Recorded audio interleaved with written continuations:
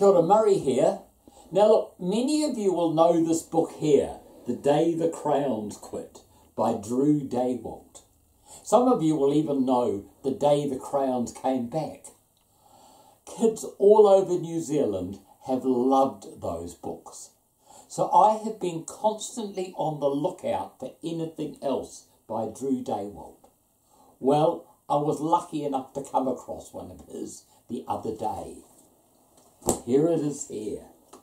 The Legend of Rock, Paper, Scissors. Do you know it? I didn't know it. It's a really good book.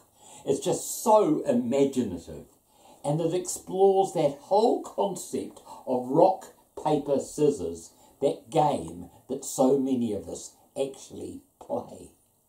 This is all about how rock, paper, scissors came to be. Let's find out.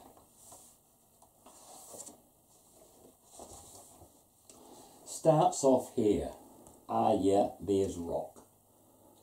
Long ago, in an ancient and distant realm called the Kingdom of Back Garden, there lived a warrior named Rock. Rock was the strongest in all the land, but he was sad because no one could give him a worthy challenge. Rock travelled to the mysterious forest of over by the tyre swing, where he met a warrior who hung on a rope, holding a giant's underwear.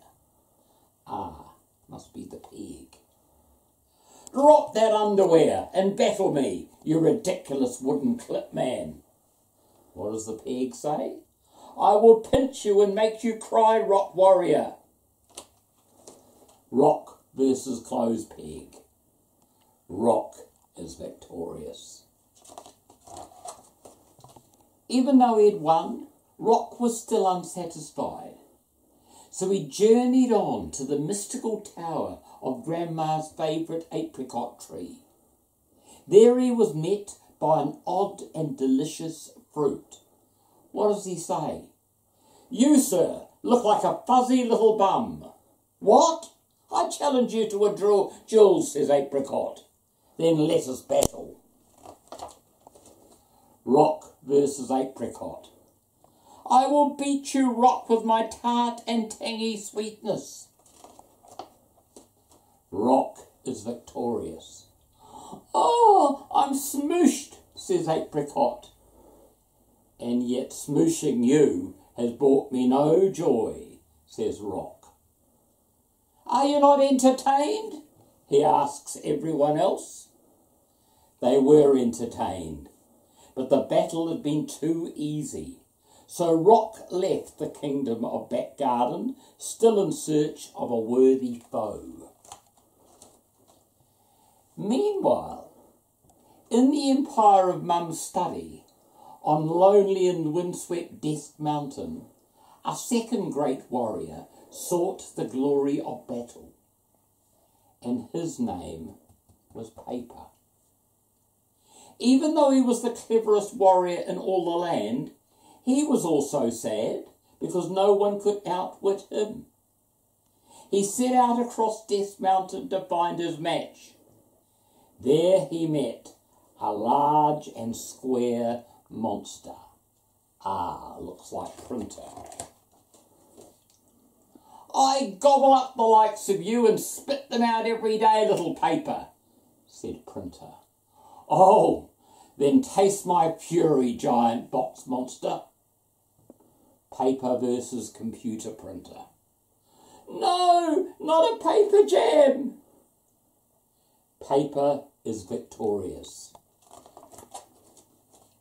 Having beaten the fiercest fighter of Death Mountain, Paper climbed down to the pit of office rubbish bin, where he battled the most terrifying horde of creatures in all the land. The half-eaten bag of trail mix. So it's all those snacks, all those lollies. Paper versus half-eaten bag of trail mix. Foul wizard, they say. He's blotted out the sun. Run for your lives, laddies. Paper wins again. Can no one beat me? he asks himself. And so with a heavy heart, Paper departed the empire of Mum's study. At the same time, in the kitchen realm, in the tiny village of Junkdraw, there lived a third great warrior. They called her Scissors, and she was the fastest blade in all the land. She too was unchallenged.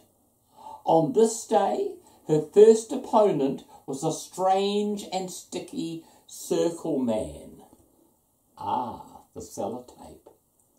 "Let us do battle," Scissors says, "you tacky and vaguely round monstrosity." "I will battle you," says Sellotape, "and I will leave you beaten and confused with my adhesive and tangling powers." Scissors versus roll of tape. Scissors is victorious. Scissors forged on across the kitchen realm to the frigid waste of refrigerator freezer. There she met her most fearsome adversaries yet. Dinosaurs made of frozen breaded chicken. Ah, yeah, must be in the freezer.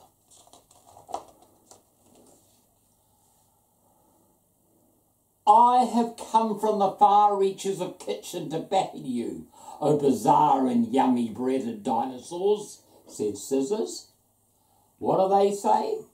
"Bow before our child-pleasing shapes and flavours, Swordmaster.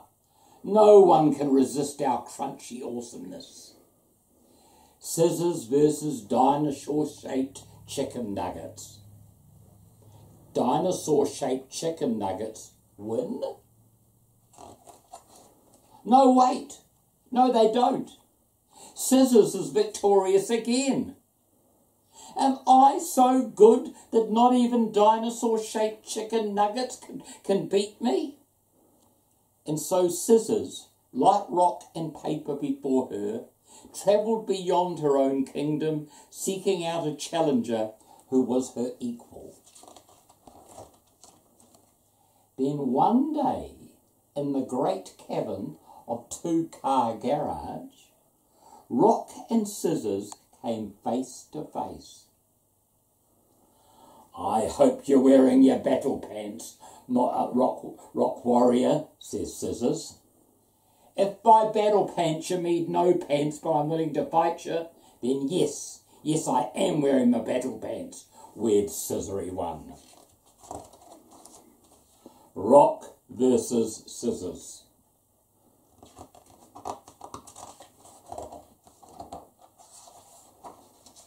An epic and legendary battle ensued, but ultimately, Rock is victorious.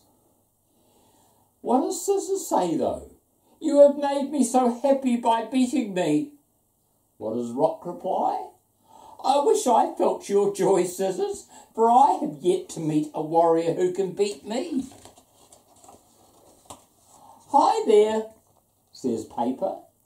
"Those are fighting words," says Rock. "Wait, what?" Rock versus Paper.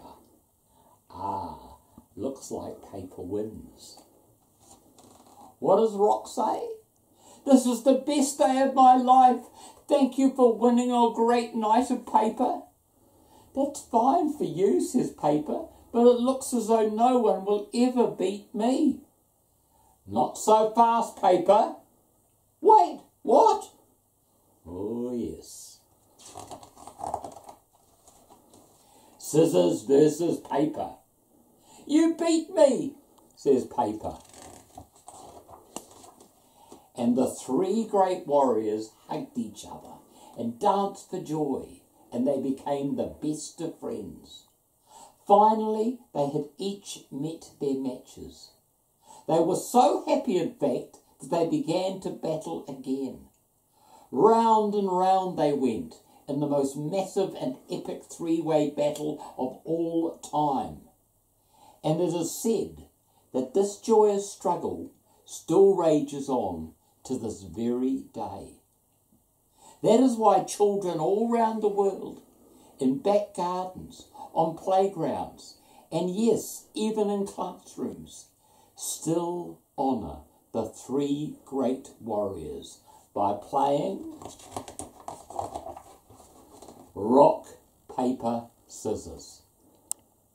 That's it, guys. Didn't I say just how imaginative it was? I just loved it. And the illustrations are so good in that as well. But more than that, I just loved the way he uses his imagination to think about how rock, paper, scissors could have come about. Now look, you might just enjoy that story for itself, or you might want to have your own go at actually explaining how a game like that comes about. Or you might even think of another game that you play regularly that you might want to explain in an imaginative way how it comes about. Or, like me, you might just want to enjoy the story for its own sake. Thanks.